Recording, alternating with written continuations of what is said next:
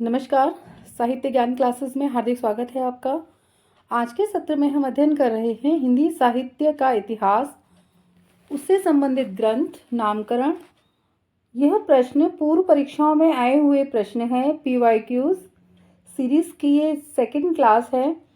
इसमें हम ग्रंथ से संबंधित, साहित्यकारों से संबंधित प्रश्नों का अध्ययन करेंगे और प्रश्नों की व्याख्याएं उनके साथ ही दी हुई हैं। प्रश्न है, राजस्थानी भाषा और साहित्य पुस्तक के लेखक कौन है? यह प्रश्न आश्रम पद्धति PGT 2012 का प्रश्न है। मुनिजिन विजय, मोतीलाल मीनारिया, टीकम सिंह, पंडित गौरी शंकर, हीरा चंद्र ओझा। तो राजस्थानी भाषा साहित्य का जो पुस्तक है उसके लेखक हैं मोतीलाल मीनारिया। राजस्थानी भाषा और साहित्य के लेखक डॉक्टर मोतीलाल मीनारिया हैं। इनके द्वारा रचित एक अन्य साहित्य इतिहास ग्रंथ है राजस्थानी पिंगल साहित्य भी है। जबकि हिंदी वीर काव्य 1945 ईस्वी के लेखक डॉक्टर टीकम सिंह तोमर हैं। इनमें से किस साहित्य इतिहास ग्रंथ को किशोरी लाल गुप्त ने हिंदी साहित्य का प्रथम इतिहास नाम से अनुवाद किया है? GIC भर्ती परीक्षा 2017, GIC PGT 2015, Rajasthan college lecturer भर्ती परीक्षा 2014 में यह प्रश्न आया है। तो हिंदी साहित्य इतिहास का प्रथम इतिहास नाम से अनुवाद किया है किसने? इस्तवार द लिटरेचर एंदु ये हिंदुस्तानी स्कर्श ऑफ हिंदी लिटरेचर को a history of literature a modern vernacular literature of northern Hindustan. तो जो किया है वह उत्तर है इसका डी। व्याख्या देखते हैं। जॉर्ज ग्रियर्सन द्वारा लिखित इतिहास ग्रंथ the modern vernacular literature of northern Hindustan, जिसका समय है 1888 ईस्वी को किशोरी लाल गुप्त ने हिंदी साहित्य का प्रथम इतिहास 1957 ईस्वी नाम से अनुवाद करके प्रकाशित कराया है। जबकि गारसा द तासी का जो लिखित ग्रंथ है वह इस्तवार द लिटरेचर एंदु ए हिंदुस्तानी, जिसका 1839 एवं 1847 ईस्वी में प्रकाशित हुआ है। दो भागों में को लक्ष्मी सागर वार्ष्णेय ने हिंदुई साहित्य का इतिहास 1952 ईस्वी नाम से अनुवाद किया है। A sketch of Hindi literature 1917 ईस्वी ग्रंथ के लेखक पादरी एडविन ग्रीव्स हैं। A history of Hindi literature 1920 ईस्वी के लेखक FEK हैं। तो आपको याद रखना है कौन से ग्रंथ का लेखक कौन सा है। आचार्य रामचंद्र शुक्ल ने रीतिकाल का समय माना है। तो रामचंद्र शुक्ल ने रीतिकाल का समय 1700 से 1900 तक माना है। UPTGT 2016 का यह प्रश्न है। आचार्य रामचंद्र शुक्ल ने रीतिकाल का समय 1700 से 19वीं विक्रमी संवत तक माना है। आचार्य शुक्ल ने हिंदी साहित्य के इतिहास को 900 वर्षों को निम्नानुसार 4 भागों में विभाजित किया है। वो कौन कौन से हैं? वीरगाथा काल 1050 से 1375 तक, पूर्व मध्यकाल जिसे भक्ति काल कहा है 1375 से 1700, और रीतिकाल 1700 से 1900, आधुनिक काल 1900 से 1984 तक। और यही जो काल विभाजन है वह सर्वमान्य है, सभी ने इसी काल विभाजन को माना है। निम्नलिखित में से किसने हिंदी साहित्य का इतिहास नहीं लिखा है? यह प्रश्न GIC प्रवक्ता भर्ती परीक्षा 17 UGC नेट दिसंबर 2007 में यह प्रश्न आया है और इसका उत्तर है C, doctor Nagendra. Doctor Nagendra ने हिंदी साहित्य का इतिहास नहीं लिखा। ये हिंदी साहित्य का जो इतिहास ग्रंथ है के संपादक हैं। जबकि डॉक्टर रामकुमार वर्मा द्वारा लिखित इतिहास ग्रंथ है हिंदी साहित्य का आलोचनात्मक इतिहास। हजारी प्रसाद द्विवेदी ने 3 इतिहास ग्रंथों की रचना की है। हिंदी साहित्य की भूमिका 1940, हिंदी साहित्य उद्भव और विकास जिसका समय है 1952, और हिंदी साहित्य का आदिकाल 1952। डॉक्टर लक्ष्मी सागर वार्ष्णेय ने हिंदी साहित्य का इतिहास 1952 नामक इतिहास ग्रंथ लिखा है। प्रश्न है, किस इतिहास लेखक ने अपने इतिहास ग्रंथ में लगभग 5000 कवियों का विवरण दिया है? यह प्रश्न UPTGT 2016 का प्रश्न है। मिश्र बंधु, शिव सिंह सेंगर, आचार्य शुक्ल और जॉर्ज ग्रियर्सन। तो उत्तर है मिश्र बंधु। मिश्र बंधु ने लगभग 4,591 कवियों का विवरण दिया है। मिश्र बंधुओं में गणेश बिहारी मिश्र, श्याम बिहारी मिश्र, सुखदेव बिहारी मिश्र हैं। इन्होंने मिश्र बंधु विनोद जो नामक इतिहास ग्रंथ की रचना की है। इसका प्रकाशन 4 भागों में हुआ है। प्रथम 3 भागों का प्रकाशन 1913 ईस्वी तथा चतुर्थ भाग का प्रकाशन 1934 ईस्वी में हुआ है। शिव सिंह सेंगर ने शिव सिंह सरोज नामक ग्रंथ लिखा है, जिसका समय है 1883 ईस्वी। नामक ग्रंथ लिखा है जिसमें 838 कवियों का विवरण दिया गया है। तो यह महत्वपूर्ण है, हमें ये याद रखना है कि किस ग्रंथ में कितने कवियों का विवरण दिया है। यहाँ से भी कई बार प्रश्न परीक्षाओं में आते हैं। ग्रियर्सन ने अपने इतिहास ग्रंथ में 952 कवियों को स्थान दिया है। आचार्य शुक्ल ने 1000 कवियों को और लेखकों को शामिल किया है। आचार्य शुक्ल के इतिहास ग्रंथ में कालों के नामकरण का आधार क्या है? तो कालों के नामकरण का आधार है वो उसमें युग प्रवृत्ति है। यह प्रश्न यूपीएससी असिस्टेंट प्रोफेसर 2016 का यह प्रश्न है। तो युग प्रवृत्ति को आधार माना है, यानी जिस युग की जो प्रवृत्ति है वही उन्होंने काल विभाजन का आधार बनाया है। और इतिहास ग्रंथ लिखा है उन्होंने इसमें विदेहवादी पद्धति में लिखा है। तो यहाँ से ये प्रश्न भी आता है कि आचार्य शुक्ल का जो ग्रंथ है वह किस पद्धति में लिखा हुआ है? विदेहवादी पद्धति में, और प्रकाशन 1929 ईस्वी में हुआ था। इतिहास लेखन की सबसे विकसित पद्धति है विदेहवादी पद्धति, वर्णानुक्रम, कालानुक्रम, समाजशास्त्रीय। तो हिंदी साहित्य इतिहास लेखन की पद्धतियों में हम इन तथ्यों का अध्ययन कर चुके हैं, इन सभी प्रश्नों को हम पढ़ चुके हैं। तो यह प्रश्न यूपीएससी असिस्टेंट प्रोफेसर 2016 का ही प्रश्न है। और इतिहास लेखन की सबसे विकसित पद्धति विदेहवादी पद्धति है। विदेहवादी पद्धति आचार्य रामचंद्र शुक्ल ने अपना इतिहास इसी पद्धति में लिखा है और विदेहवादी पद्धति का अनुसरण कर अपना इतिहास ग्रंथ लिखा है। फ्रेंच विद्वान तेन ने विदेहवादी पद्धति को सुव्यवस्थित सिद्धांत के रूप में दिया था। जो फ्रेंच विद्वान तेन है वो इसके जनक माने जाते हैं विदेहवादी पद्धति के। हिंदी साहित्य का इतिहास दर्शन नामक ग्रंथ के लेखक कौन है? तो दर्शन दिया है नलिन विलोचन शर्मा जी ने। दर्शन नलिन विलोचन शर्मा का है। यूपीएससी असिस्टेंट प्रोफेसर 2016 का ही यह प्रश्न है। इसमें हिंदी कर दिया है, इसके कारण ये क्या है? प्रश्न ही त्रुटिपूर्ण है। लेखक और ग्रंथ विजेंद्र स्नातक हिंदी साहित्य का इतिहास, डॉक्टर नामवर सिंह दूसरी परंपरा की खोज, डॉक्टर विनय मोहन का जो ग्रंथ है हिंदी साहित्य का अभ्युत्थान। भारतीय साहित्य की भूमिका के लेखक कौन है? दूधनाथ सिंह, रामदरस मिश्र, रामविलास शर्मा, उपयुक्त में से कोई नहीं। यह प्रश्न जीआईसी प्रवक्ता भर्ती 2017 में यह प्रश्न आया है और हिंदी साहित्य की भूमिका लिखी है रामविलास शर्मा जी ने। साहित्य की भूमिका के लेखक रामविलास शर्मा हैं। इनकी अन्य पुस्तकें कौन कौन सी हैं? भारतीय सौंदर्य बोध और तुलसीदास, लोक जागरण और हिंदी साहित्य, परंपरा का मूल्यांकन आदि। तो ये परंपरा का मूल्यांकन है, ये बहुत ही महत्वपूर्ण है। इस रचना से कई बार प्रश्न आते हैं। दूधनाथ सिंह ने लिखा है सपाट चेहरे वाला आदमी, यह इनका कहानी संग्रह है। और निराला आत्महंता आस्था, यह इनकी आलोचना आदि है। इनमें से किस साहित्य इतिहासकार ने अपने इतिहास ग्रंथ में हिंदी के गद्य साहित्य को गद्य का आविर्भाव, गद्य का प्रवर्तन, गद्य का प्रसार और गद्य की वर्तमान गति नामक खंड में विभक्त करके विवेचित किया है? यह प्रश्न जीआईसी प्रवक्ता भर्ती 2017 का यह प्रश्न है और सही उत्तर है आचार्य शुक्ल। रामचंद्र शुक्ल ने व्याख्या देखते हैं हम प्रश्न की। रामचंद्र शुक्ल ने अपने इतिहास ग्रंथ में हिंदी गद्य साहित्य को गद्य का आविर्भाव, गद्य का प्रवर्तन और गद्य का प्रसार और गद्य की वर्तमान गति नामक खंडों में विभक्त करके विवेचित किया है। अगला प्रश्न है हिंदी साहित्य के उत्तर मध्यकाल को कलाकाल का नाम किसने दिया है? तो कलाकाल रसाल ने कहा है। रसाल ने कहा है कलाकाल। तो हिंदी साहित्य के उत्तर मध्य काल को कला काल नाम देने वाले विद्वान रमाशंकर शुक्ल रसाल हैं। यह जीआईसी प्रवक्ता भर्ती परीक्षा 2017 का ही प्रश्न है।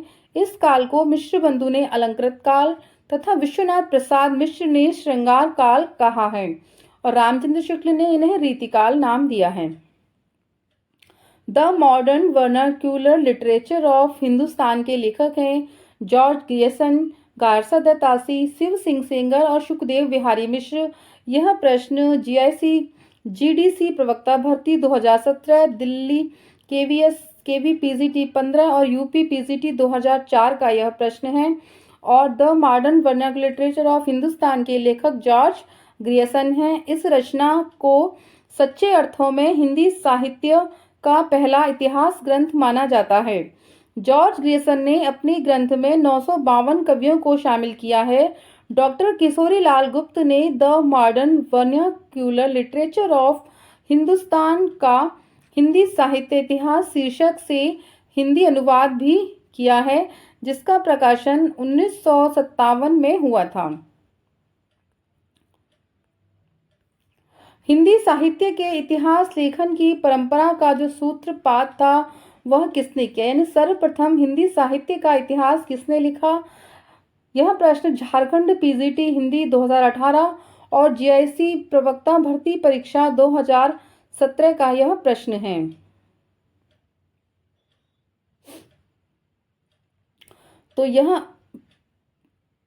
तो किसने किया है, गारसा दत्तासी ने प्रयास किया है, जो ये फ्रेंच विद्वान थे, इन्होंने किया है। गारसा दत्तासी की पुस्तक फ्रेंच भाषा में है।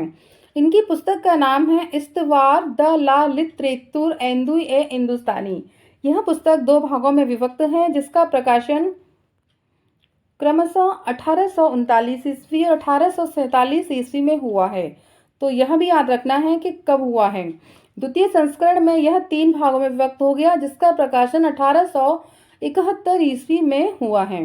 हिंदी साहित्य के उत्तर मध्य काल को अलंकृत काल कहने वाले विद्वान कौन हैं? अलंकृत काल किसने कहा है? मिश्र बंधु, शुक्ल, विश्वनाथ प्रसाद मिश्र और नगेंद्र। तो राजस्थान स्कूल शिक्षा प्राध्यापक परीक्षा 2018 और डीएसएसबी पीजीटी 2018 का यह एक ही वर्ष में ये 2 विभिन्न अलग अलग परीक्षाओं में यह प्रश्न आया है। मिश्र बंधु, शुक्ल और कौन है? तो मिश्र बंधु इसका सही उत्तर है। हिंदी साहित्य के उत्तर मध्यकाल को जो अलंकृत काल नाम दिया है वह मिश्र बंधु हैं। आचार्य शुक्ल ने उत्तर मध्यकाल को रीतिकाल तथा विश्वनाथ प्रसाद मिश्र ने श्रृंगार काल कहा है। हिंदी साहित्य का आरंभ 693 ईस्वी से मानने वाले इतिहासकार इनमें से कौन है? शुक्ल हैं, हजारी प्रसाद द्विवेदी, रामकुमार वर्मा, डॉक्टर नगेंद्र। यह राजस्थान स्कूल शिक्षा प्राध्यापक परीक्षा 2018 और एनवीएस टीजीटी 2019 का यह प्रश्न है। तो सही उत्तर है रामकुमार वर्मा। हिंदी साहित्य का आरंभ 693 ईस्वी से मानने वाले इतिहासकार रामकुमार वर्मा हैं। रामकुमार वर्मा हिंदी साहित्य की अवधि 693 से 1693 ईस्वी तक मानते हैं, अर्थात संधि काल से लेकर भक्ति काल तक की अवधि को ही उन्होंने लिया है। हिंदी साहित्य का उत्तर मध्यकाल को रीतिकाल किस विद्वान ने माना है? आचार्य रामचंद्र शुक्ल, मिश्र बंधु, विश्वनाथ प्रसाद मिश्र, शिव सिंह सेंगर। यह प्रश्न हरियाणा असिस्टेंट प्रोफेसर भर्ती 2017 और एलटी हिंदी 2018 का प्रश्न है। तो उत्तर है आचार्य शुक्ल। हिंदी साहित्य के उत्तर मध्य काल को रीतिकाल किसने माना है? शुक्ल जी ने माना है। ये बहुत ही महत्वपूर्ण है और आपको याद रखना है। रीतिकाल को विद्वानों द्वारा दिए गए अन्य नाम। रीतिकाल जो शुक्ल जी ने माना है, इसको विद्वानों ने कौन कौन से नाम दिए हैं? रमाशंकर शुक्ल रसाल कहते हैं कलाकाल, विश्वनाथ प्रसाद मिश्र कहते हैं श्रृंगार काल और मिश्र बंधु ने इसे अलंकृत काल नाम दिया है। वर्ण क्रमानुसार लिखा गया हिंदी साहित्य के इतिहास का प्रथम ग्रंथ निम्नलिखित में से कौन सा है? 252 वैश्यवन की वार्ता, इस्तवार द लिटरेतुर एंदुई हिंदुस्तानी, 84 वैश्यवन की वार्ता, कविमाला। तो कौन सा ग्रंथ है इसमें? वर्णानुक्रम में इस्तवार द लिटरेतुर एंदुई हिंदुस्तानी जो फ्रेंच भाषा में है। यह प्रश्न डीएसएसबी पीजीटी 2018 का यह प्रश्न है। तो व्याख्या देखते हैं। इस्तवार द लिटरेचर एंदुई हिंदुस्तानी वर्णानुक्रम पद्धति में लिखा गया है। यानी मैं इसमें पढ़ा चुकी हूँ पहले कि वर्णानुक्रम पद्धति किस प्रकार होती है। कवियों या लेखकों का वर्ण जिस क्रम से उनका नाम आएगा, ए वर्ण क्रम के जो कवि हैं वो पहले आएंगे, चाहे वो आदिकाल का कवि हो, रीतिकाल का हो, भक्ति काल का हो या आधुनिक काल का हो। जिनका नाम अ से स्टार्ट है उन वो सब पहली लाइन में आएंगे और ब या बी से नाम जिनका है वह उसके बाद आएंगे। तो इस प्रकार का जो वर्णानुक्रम पद्धति में इतिहास लिखा है वह गारसा दत्तासी का इतिहास है। इनके दोनों भागों का प्रकाशन 1839 और 1847 ईस्वी में हुआ है। डॉक्टर लक्ष्मी सागर वार्ष्णेय ने हिंदी साहित्य का इतिहास नाम से इसका अनुवाद 1952 ईस्वी में प्रकाशित कराया है। हम एक प्रश्न को कई बार देखते हैं तो वो प्रश्न याद हो जाते हैं और परीक्षाओं की दृष्टि से बहुत ही महत्वपूर्ण है यह प्रश्न। डॉक्टर गणपति चंद्रगुप्त के अनुसार हिंदी साहित्य के इतिहास का पुनर्लेखन किस दृष्टिकोण के अनुसार किया जाना चाहिए? पाश्चात्य साहित्य को आधार मानकर, पश्चिम के किसी सिद्धांत विशेष के आधार पर, स्वतंत्र तटस्थ एवं संतुलित दृष्टि से, किसी आदर्श का अनुकरण करके। यह प्रश्न DSSB PGT 2018 का प्रश्न है। तो क्या आधार मानना चाहिए? स्वतंत्र तटस्थ एवं संतुलित दृष्टि से। इसकी व्याख्या हम देखते हैं। डॉक्टर गणपति चंद्रगुप्त के अनुसार हिंदी साहित्य के इतिहास का पुनर्लेखन स्वतंत्र तटस्थ एवं संतुलित दृष्टि से किया जाना चाहिए। ध्यातव्य है कि डॉक्टर गणपति चंद्रगुप्त जी ने हिंदी साहित्य का इतिहास ग्रंथ हिंदी साहित्य का वैज्ञानिक इतिहास शीर्षक 2 भागों में सन 1965 ईस्वी में लिखा है। आचार्य शुक्ल की ऐतिहासिक दृष्टि कैसी है? हिंदी कविता संबंधी ज्ञान को संकलित करती है, युग की परिस्थितियों को प्रमुखता प्रदान करती है, परंपरा का महत्व प्रतिष्ठित करती है, आर्थिक परिस्थितियों के संदर्भ में साहित्य की विकास प्रक्रिया को स्पष्ट करती है। यह प्रश्न DSSB PGT 2018 का प्रश्न है और सही उत्तर है युग की परिस्थितियों को प्रमुखता प्रदान करती है। व्याख्या देखते हैं इसकी। आचार्य शुक्ल की ऐतिहासिक दृष्टि युग की परिस्थितियों को प्रमुखता प्रदान करती है। आचार्य शुक्ल ने साहित्य इतिहास के प्रति एक निश्चित एवं सुस्पष्ट दृष्टिकोण का परिचय देते हुए युगीन परिस्थितियों के संदर्भ में विकास क्रम की व्याख्या करने का प्रयास किया है। इनका हिंदी साहित्य का जो प्रसिद्ध ग्रंथ है वह हिंदी साहित्य का इतिहास 1929 ईस्वी में प्रकाशित हुआ था। ऐतिहासिक काल क्रम के अनुसार निम्नलिखित में से कौन सा नामकरण गलत है? तो कौन सा नामकरण गलत है? रीतिकाल, मध्यकाल, आदिकाल, संक्रांतिकाल। तो रीतिकाल क्या है? ऐतिहासिक काल क्रम के दिए गए नामों में से रीतिकाल नाम गलत है। आदिकाल, मध्यकाल, पूर्व मध्यकाल एवं उत्तर मध्यकाल तथा संक्रांति काल नाम ऐतिहासिक काल क्रम की दृष्टि से सही है। तो इसमें रीतिकाल को गलत माना है। यह प्रश्न DSSB PGT 2018 का ही प्रश्न है। निम्नलिखित में से किस लेखक ने कालों की रचनाओं की विशेष प्रवृत्ति के अनुसार उनका नामकरण किया है? आचार्य डॉक्टर रामकुमार वर्मा, शिव सिंह सेंगर, डॉक्टर नगेंद्र और आचार्य रामचंद्र शुक्ल। तो इसका सही उत्तर है आचार्य रामचंद्र शुक्ल ने युग प्रवृत्ति के अनुसार अपने इतिहास ग्रंथ में कालों का नामकरण दिया है। आचार्य शुक्ल ने इतिहास लेखन की विधेयवादी पद्धति का प्रयोग किया है और 900 वर्षों के इतिहास को निम्नवत 4 खंडों में उन्होंने बांटा है। तो किस प्रकार बांटा है? आदिकाल, जिसे उन्होंने वीरगाथा काल कहा है, जिसका समय है 1050 से 1375 विक्रमी संवत। पूर्व मध्यकाल, भक्तिकाल 1375 1700 और रीतिकाल का समय है 1700 से 1900 और गद्यकाल, जिसे आधुनिक काल कहते हैं, 1900 से 1984 तक। निम्नलिखित में से क्या हिंदी साहित्य इतिहास लेखन का आधार या स्रोत नहीं हो सकता? विभिन्न युगों की आंतरिक और बाह्य परिस्थितियों पर प्रकाश डालने वाली सामग्री, रचनाओं का मौखिक उल्लेख, शिलालेख, साहित्यकारों की प्रकाशित या अप्रकाशित रचनाएं। DSSB PGT 2018 का यह प्रश्न है और सही उत्तर है इसमें रचनाओं का मौखिक उल्लेख, जिन रचनाओं का मौखिक उल्लेख है वह साहित्य इतिहास के ग्रंथों का आधार वह नहीं हो सकती रचनाएं। व्याख्या देखेंगे, रचनाओं का जो मौखिक उल्लेख है हिंदी साहित्य इतिहास लेखन का आधार या स्रोत वो नहीं हो सकता। विभिन्न युगों की आंतरिक और बाह्य परिस्थितियों पर प्रकाश डालने वाली सामग्री, शिलालेख, साहित्यकारों की प्रकाशित या अप्रकाशित रचनाएं, ताम्रपत्र, भोजपत्र, सिक्के, पुरातत्व संबंधी अन्य सामग्री साहित्य इतिहास लेखन का आधार हो सकते हैं, यानी मौखिक सामग्री उसमें नहीं है। निम्नलिखित में से कौन सी पुस्तक आचार्य हजारी प्रसाद द्विवेदी की नहीं है? तो हिंदी साहित्य की आलोचना नहीं है, विकास है, भूमिका है और आदिकाल। DSSB PGT 2018 और राजस्थान कॉलेज लेक्चर भर्ती परीक्षा 2014 का यह प्रश्न है। तो हिंदी साहित्य की भूमिका इसका समय है 1940, हिंदी साहित्य का उद्भव विकास 52, आदिकाल 1952। तो आपको याद रखना है इनकी पहली रचना भूमिका वो 40 में प्रकाशित हुई, विकास 52 में और आदिकाल ये भी 52 में। आचार्य रामचंद्र शुक्ल के अनुसार आदिकाल का जो समय है वो क्या है?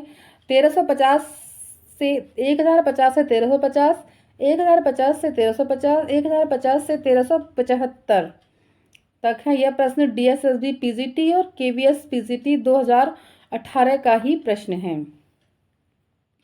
इसका हम नामकरण कई बार देख चुके हैं। काल विभाजन, शुक्ल ने जो काल विभाजन किया है वो 1050 से 1375 विक्रमी संवत तक है। आचार्य शुक्ल ने हिंदी साहित्य के इतिहास को 900 वर्षों के निम्नलिखित 4 प्रकार से बांटा है। वीरगाथा काल जिसका समय है 1050 से 1375, पूर्व मध्यकाल 1375 1700 विक्रमी संवत, रीतिकाल उत्तर मध्यकाल कहते हैं जिसे 1700 से 1900 और आधुनिक काल गद्य काल 1900 से 1984 तक इसका समय है, याद रखना है। और इसी को आधार मानकर अन्य विद्वानों ने भी लिखा है। इस्तवार द लिटरेचर एंदुई ए हिंदुस्तानी नामक ग्रंथ किस भाषा में लिखा गया था?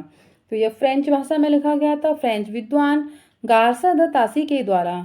यह प्रश्न DSSB PGT Haryana assistant professor भर्ती परीक्षा 17, राजस्थान कॉलेज लेक्चर 14 और UP TGT 2009 और 2001 में यह प्रश्न आया है। यानी कितनी बार यह प्रश्न आया है, कितना महत्वपूर्ण है। नामक ग्रंथ फ्रेंच भाषा में लिखा गया। इस पुस्तक के लेखक गारसा द तासी हैं। यह पुस्तक 2 भागों में विभक्त है जिसका प्रकाशन क्रमशः 1839 और 1847 में हुआ। यह पुस्तक द्वितीय संस्करण के 3 भागों में विभक्त हो गई जिसका प्रकाशन 1871 ईस्वी में हुआ। तासी ने अपनी पुस्तक में हिंदी और उर्दू के अनेक कवियों का विवरण अंग्रेजी वर्ण क्रमानुसार दिया है, यानी अंग्रेजी के वर्ण क्रम ABC से उन्होंने नामकरण उन सभी कवियों का दिया है। सूची फर्स्ट में अंकित नामों को सूची सेकंड में अंकित साहित्य इतिहासकारों के साथ सुमेलित कीजिए। सिद्ध सामंत काल हजारी प्रसाद द्विवेदी, चारण काल मिश्रबंधु, प्रारंभिक काल जॉर्ज ग्रिशन, आदिकाल राहुल साकृत्यायन, विश्वनाथ प्रसाद मिश्र। राजस्थान कॉलेज लेक्चर भर्ती परीक्षा में आया है यह प्रश्न, तो इसको हम सुमेलित करते हैं। सिद्ध सामंत काल कहा है राहुल साकृत्यायन जी ने, चारण काल जॉर्ज ग्रियसन और प्रारंभिक काल मिश्रबंधु के द्वारा नाम दिया गया है और आदिकाल हजारी प्रसाद द्विवेदी के द्वारा नाम दिया गया है। तो आज के सत्र में इतना ही। उम्मीद करती हूँ ये सत्र आपको अच्छा लगा होगा। अच्छा लगा है तो लाइक कीजिए, चैनल को सब्सक्राइब कीजिए, सब्सक्राइब नहीं किया है अब तक तो, और शेयर कीजिए अपने मित्रों को, कमेंट कीजिए। Thank you.